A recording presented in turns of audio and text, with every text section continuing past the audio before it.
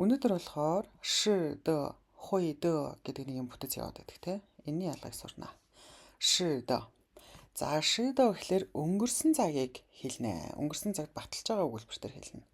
Яг ингэсэн, яг тэгсэн, хизээ, хаана, яаж гэдгийг хэлээд байгаа. Нөхцөл байдлыг тодорхойлж онцлоод байгаа гэсэн. За жишээлбэл 我是昨天的火车来的. За би бол өчигдрийн галт тэргээр ирсэн. Тэгэхээр ши дэ орж байгаа учраас би өчтөр яг галт тэргээр ирсэн. Энэ дэ байхгүй ч гэж болно шүү. Яг галт тэргэнд сууж ирсэн. Энэ баталгаатай нотлоготой бас өнгөрсөн цаг гэсэн үг.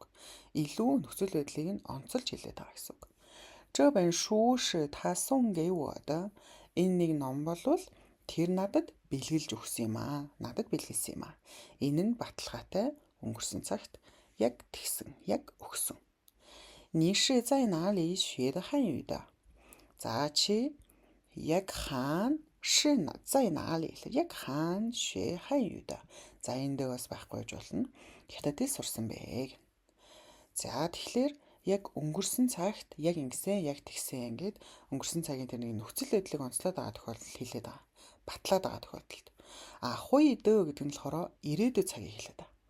За ирээдүйд цагтаа заавал болноо, заавал ингэх болноо, тэгэх болноо гэдэг юм найдлах тээсэн, таамаглаж байгаа, ийм тайтгаруулж байгаа хэлбэр дээр хуй дэ нараад байгаа. Тийм байх болноо, ийм болно шүү дээ гэд. 你坚持学习.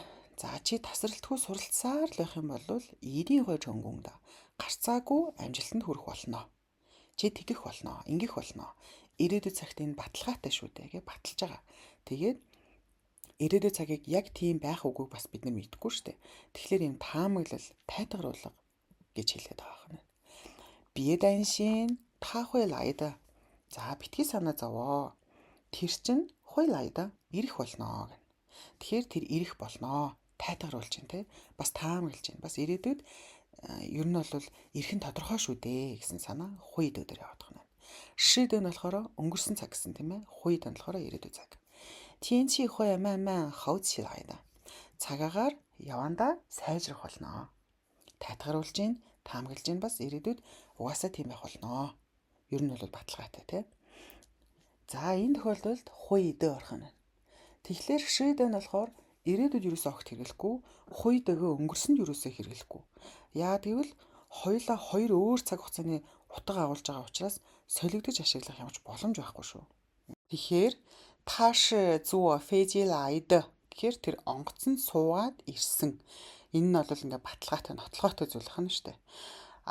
Ши нь болохоор харин нөгөө тэг хэлбэр дээр буюу бичигдэхгүй байх тохиолдол бол байгаа. Тэгэхээр та зуо фэжи лайд гэд энэ дэ юу гэж явж байгаа вэ гэдэг тэгдэг. Энэ бол өнгөрсөн цагаар тэгсэн гингсэн гэсэн утга байна.